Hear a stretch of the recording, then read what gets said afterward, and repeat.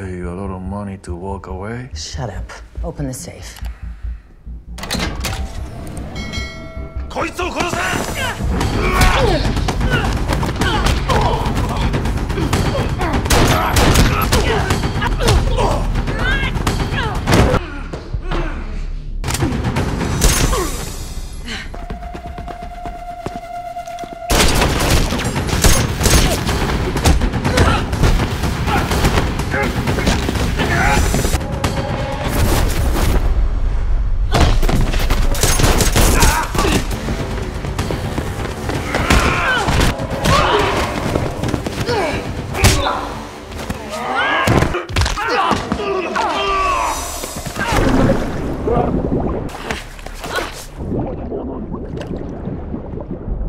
Kamusta kayong lahat? Nandito na naman tayo sa Filipino Chill Recap. At ngayon, pag-uusapan natin ang science action, thriller film na tinatawag na Canary Black. At bago tayo magpatuloy ay isa-shoutout muna natin si Michael Balando, Kane Kiki, Carlos Montaner, April Dasig and family from Las Piñas, Elizabeth Ruras from Albay, Ulyudo Ramento Agsalog family, Franklin Dublin from Cebu City, Ismael Sala from Agartha City, Jason Aguilar from Pangalupa Calanogas Lanao del Sur Mindanao, John Paul Redoblado from Cebu nga Cebu, Joel Ani Rinco from Little Venice Lawang Philippines, Josh Solomon from Spanya Sampaloc Manila, Ervine Nueva from Tanay Rizal, Nardo Sarcila from Montalban Rizal, Princess Estelle from Sweden, Renanad Anza family from Kumalarang Zamboanga del Sur, Renz Dizon from Panglao Bohol, at Rosalie Bernal from Bagong Silang. Maghanda na kayo dahil sa mga spoilers na darating. Nagsisimula ang pelikula sa Tokyo, Japan kung saan nakilala natin ang isang nakamamatay na babaeng ahente na si Avery Graves. Nasa tuktok siya ng isang skyscraper at naghahanda para sa kanyang misyon. Kumilos siya ng may eksaktong galaw at katahimikan habang pumapasok sa loob ng gusali. Pinabagsak ang isang security guard ng walang kahit anong ingay, at mabilis na nakapasok sa lokasyon ng kanyang target. Hinarap ni Avery ang kanyang target at inutusan itong buksan ang kanyang safe, na ginawa naman ito ng may pag-aalinlangan. Biglang dumating ang ilang gwardya at agad nagsimula ang matinding bakbakan. Dahil bihasa si Avery, mabilis niyang napatumba ang mga gwardya at sinundan ang bakas ng dugo ng kanyang tumatakas na target. May iba pang bodyguard na hamarang sa kanya pero mabilis niya itong nalusutin at ipinagpatuloy ang habol. Sa huli, na-corner niya ang target at matapos ang isang maikli pero brutal na laban, pinatay niya ito sa pamamagitan ng pagkalunod. Pagkatapos makumplito ang misyon, umalis si Avery sa gusali at naglaho sa dilim ng gabi. Lumipat ang eksena sa Zagreb, Croatia kung saan umuwi si Avery at nagkita silang muli ng kanyang asawa na si David. Mahigpit silang nagyakapan at nagpalitan ng regalo para sa kanilang anibersaryo bago nag-enjoy sa isang bote ng alak. Pagkatapos, naglakad-lakad sila ng malumanay sa kalye habang ninanamnam ang gabi. Kinabukasan, dumating si Avery sa opisina at nakatanggap ng tawag mula sa kanyang supervisor na si Headland na nagtanong tungkol sa kamakailan niyang biyahe sa Tokyo. Matapos ang kanilang pag-uusap, nagtungo sila sa isang secure na underground facility kung saan ipinaliwanag kay Avery ang sunod-sunod na high-profile na pagpatay. Kakaiba dahil wala ni isang lead ang kanilang ahensya tungkol sa kung sinong may kagagawan. Pagkatapos ng meeting, umuwi si Avery para mag-spend ng oras kay David. Pero pagdating niya, gulat siya dahil magulo ang buong bahay. Bumigat ang dibdib niya habang napagtatantong may mali. Nawawala si David. Ilang sandali pa, nakatanggap siya ng nakakatakot na tawag mula sa kidnapper nito. Malinaw ang mensahe, kung gusto niyang mailigtas ang asawa niya, kailangan niyang nakawin ang confidential na dokumento mula sa CIA na may mahalagang impormasyon tungkol sa mga kidnapper. Mayroon lang siyang 9 na oras para kunin ang file, kung hindi ay mamamatay si David. Dahil wala ng oras, tumawag agad si Avery sa matagal na niyang kaibigan na si Sarah, isang bihasang hacker. Kailangan niya si Sarah para manatiling tago ang misyon. Inutusan niya itong i-trace ang lokasyon ng tawag na natanggap niya. Agad nagtrabaho si Sarah, pero aabutin pa ng kaunting oras bago matukoy ang eksaktong lokasyon. Samantala, bumalik si Avery sa CIA headquarters para mangalap ng intel tungkol kay Canary Black. Ngunit iilan lamang sa mga ahente ang may access sa mga file na iyon. Determinado, gumawa siya ng hindi autorisadong hakang at nakatuklas ng mahalagang impormasyon. Kasabay nito, ibinigay ni Sarah ang lokasyon na kanyang hiniling. Mabilis na nagtungo si Avery sa lugar, ngunit natagpuan lamang niya ang isang telepono at isang singsing na naiwan. bigla siyang nakatanggap ng panibagong tawag. Ang boses sa kabilang linya ay nagbunyag na nahuli na siya sa kanilang bitag, at pumasok siya sa isang nakalatag na patibong. Ilang sandali pa, napagtanto ni Avery na may nakatanim na pampasabog. Agad siyang naghahanap ng paraan para ma-disarm ito at nagtagumpay bago pa ito sumabog. Lumipat ang eksena sa isang CIA black site kung saan hinarap ni Avery ang isang matagal ng kaibigan na si Maxfield upang mangalap ng mahalagang impormasyon tungkol sa isang misteryosong assassin na kilala bilang Key. Ang interogasyon ni Avery ay bahagi lamang ng plano upang makuha ang classified CIA data. Matindi niyang kinwestiyon ang kapitan tungkol kay Canary Black, ngunit tumanggi itong magsalita. Dahil sa pagka-impatient, ginamit niya ang pisikal na puwersa at hinugot ang isa sa mga ngipin nito, umaasang may nakatagong mahalagang impormasyon, ngunit wala. Sa kalagitnaan ng brutal na interogasyon, pumasok si Maxfield sa silid, ngunit siya rin ay sinalubong ng karahasan at matinding bagbog. Samantala, ginamit ni Avery ang pagkakataon at mabilis na tumakas mula sa pasilidad.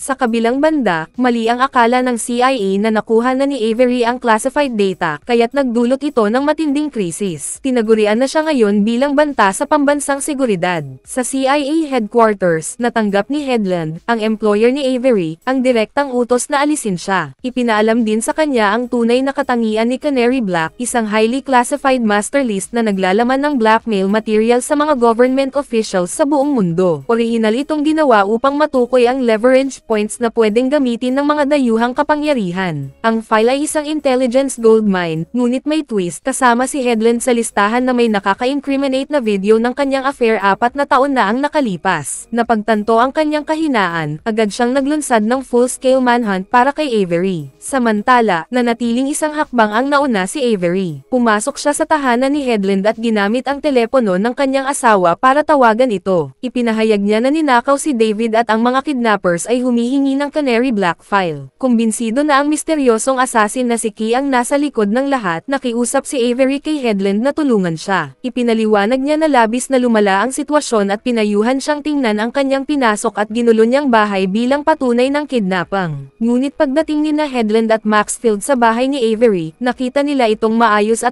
na nakaayos, isang malinaw na contradiction sa kanyang pahayag. Nagsimulang magduda si Headland na lahat ay bahagi ng mas malaking plano. Determinado na alamin ang katotohanan, dumalo si Avery sa isang eksklusibong high-profile na party kung saan nakilala niya ang isang French intelligence broker. Ibinahagi niya rito ang tungkol sa kanyang blackmailer at humiling ng listahan ng mga assassins, foreign agents, at intelligence operatives. Pagkatapos, bumalik siya sa kanyang safe house para kunin ang pera, ngunit bago siya makalabas ay sinalakay siya, na nauwi sa isang brutal na laban. Matapos niyang mapabagsak ang mga attacker, tumunog ang kanyang telepono, siya ang blackmailer. Malamig nitong sinabi na walang mahalaga sa briefcase na iniwan niya. Inamin din ni Avery na walang laman ang ngipin. Galit, pinalala ng blackmailer ang pagpapahirap kay David. Desperado, humingi siya ng dagdag na oras ngunit binigyan lamang siya ng 4 na oras para maibigay ang totoong files o mamamatay si David. Sa huling pagkakataon, inayos niya ang isang meeting kay Headland upang humingi ng tawad sa hindi pag-inform sa kanya. Pinuri niya ang kakayahan ni Avery, ngunit pinayuhan siya ng banayad. Ang kanyang bahay ay perpektong inayos, na nangangahulugang siya ay niloloko. Pagkatapos, ipinakita ang buong lawak ng kapangyarihan ni Canary Black kasama na ang pangalan ni Headland mismo sa mga file. Bago pa nakareact si Avery, rooms back ang mga CIA agents at inaresto siya. Habang dinadala siya, walang humpay siyang tinanong tungkol sa ninakaw na files. Ngunit bago sila makakuha ng totoong sagot, naganap ang isang deadly ambush. May mga explosives na nakalagay sa magkabilang gilid ng sasakyan, na nauwi sa matinding gunfight. Lumaban ng buong tapang si Avery at naipatumba ang maraming attacker. Natapos ang kaguluhan sa isang nakapaso na crash, at ginamit ni Avery ang pagkakataon para makatakas. Samantala, hinarap ni Headland ang blackmailer ni Avery sa National Security Service, nangakong hahanapin at haharapin ito. Nag-operate si Avery ng may extreme caution at nag-check-in sa isang hotel gamit ang alias na Olivia Oxley. Tahimik siyang lumabas sa kanyang assigned room at lumipat sa kalapit na kwarto. Ilang sandali pa, pumasok ang isang key operative sa kanyang sariling hotel room, ngunit agad siyang napigilan ni Avery. Para hindi niya maalerto ang kanyang bodyguards, nilagyan siya ni Avery ng silent mask sa mukha at sinimulan ang interogasyon. Nang Nang tumanggi siyang makipagtulungan, pinalala ni Avery ang kanyang tactics, pinahirapan siya hanggang sa ibigay niya ang password. Ngunit peke pala ito at hindi niya ma-access ang system. Galit na pinabagsak ni Avery ang operative at agad na nakipag-ugnayan kay Serena upang tulungan siya sa pag-hack ng laptop. Humingi rin siya ng tulong kay Headland at, sa kanyang sorpresa, pumayag ito. Sa tulong ni Headland, nakipagtulungan si Avery kay Serena sa isang high-stakes na mission para mang-alap ng impormasyon gamit ang malaking surveillance drone. Planado nila ang susunod na hakbang para makapasok sa CIA headquarters. Samantala, ang hostage naman ay nagising. Sinubukan ni Avery Graves na ma-access ang file na konektado kay Canary Black. Nakuha niya ito at agad sinimulang kopyahin lahat. Habang iyon, natagpuan si Headland sa kanyang kwarto, walang magawa sa sahig sa tabi ng kanyang bodyguards at secretary, at ipinabatid niya ang plano ni Avery Graves na kunin ang mahalagang impormasyon. Matagumpay na nakopya ni Avery ang lahat, ngunit sa puntong ito, alam na ng buong CIA security team ang kanyang aksyon. Para tulungan ang pagtakas ni Avery, ginamit ni Serena ang drone mula sa rooftop kahit na magaspang ang landing. Sa desperadong pagtatangka na makatakas, ninakaw ni Avery ang isang sasakyan at agad nakipag-ugnayan sa kanyang superior. Samantala, nalaman ng blackmailer ang matagumpay na pagtakas ni Avery na nagpasimula ng isang race against time. Habang ina-access ni Avery at Serena ang ninakaw na files, natuklasan nila ang nakakagulat na katotohanan, hindi pala simpleng blackmail list si Canary Black. Sa halip, naglalaman ito ng Doomsday Virus, isang makapangyarihang cyber weapon na idinisenyo upang lampuhin ang mga bansa.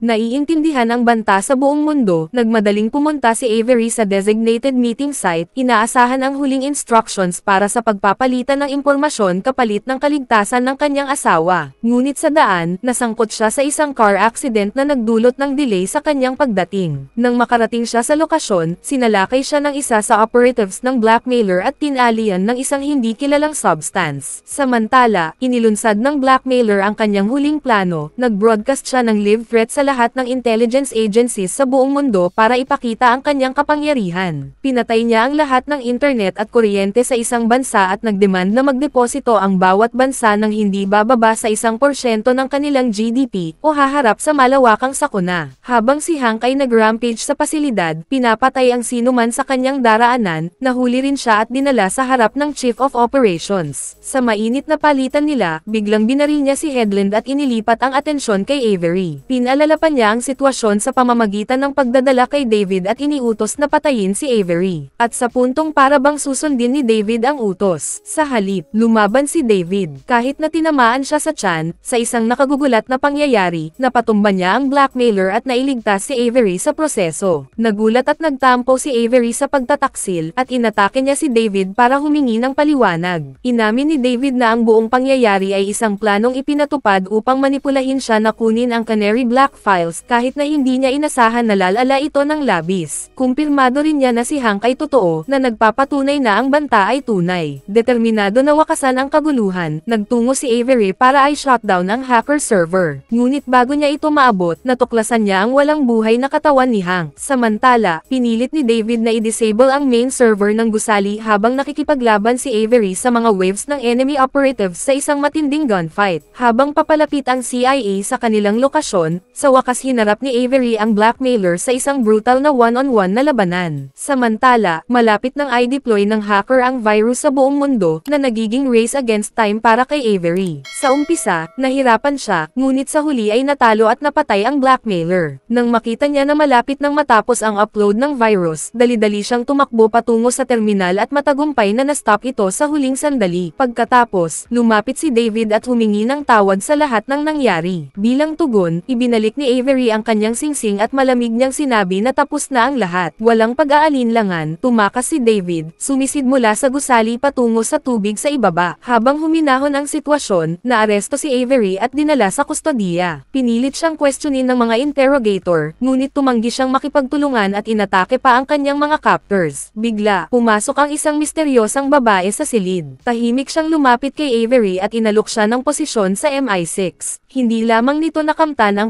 pagpapalaya kay Avery, kundi ipinangako ring lilinisin ang kanyang record, pagbibigay ng pangalawang pagkakataon para sa isang bagong buhay. Hanggang sa susunod, manatiling kamangha-mangha at patuloy na manood. Mag-subscribe na kung hindi ka pa nakasubscribe, pindutin na rin ang notification bell at like button para sa marami pang movie recap katulad nito, at mag-iwan ng comment down below. And as always, thank you for watching.